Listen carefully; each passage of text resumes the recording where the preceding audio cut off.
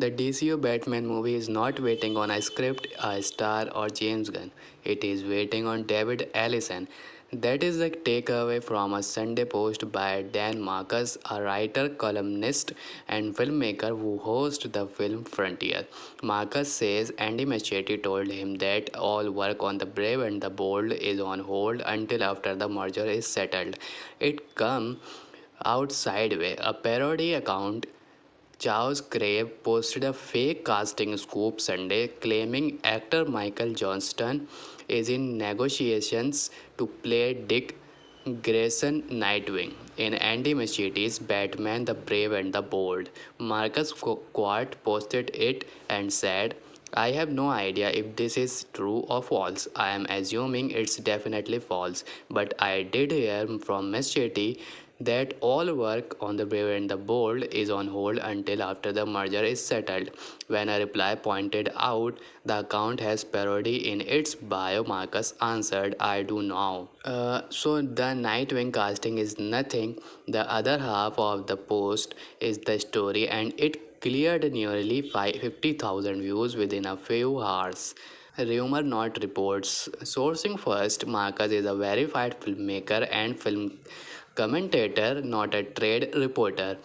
He did not say even or where he heard it, and a reply asking exactly that had gone unanswered as of this writing. Machete has not said it publicly. While it is a rumor, it is also a rumor that match everything else on the board.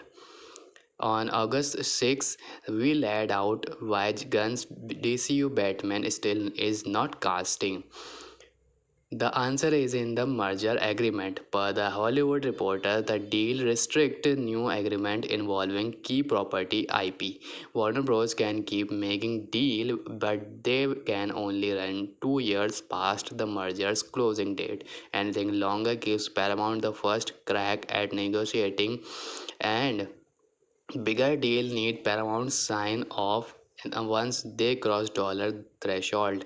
In other words, Ellison already hold veto power over DC long-term future. A Batman movie is nothing but long paper, a director deal, a multi-picture star contract, sequel options, a Justice League down the line.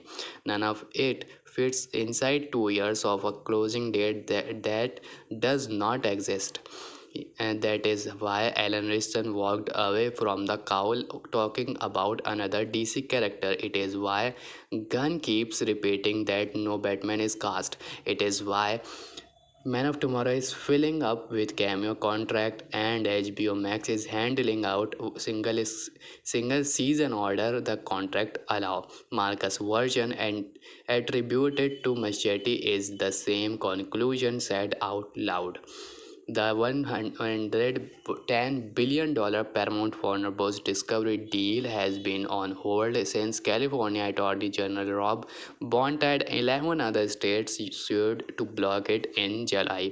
The trial is set for March 2 in 2027 federal court in Auckland. On Monday, August 24, Paramount and the state sit down for court order mediation. Bonta price is robust structural remedies, meaning piece of the company sold off or kept separate. Paramount's clock is $7 million a day in ticking fees starting October 1, plus Allison's threat to move the company out of California if there is no deal.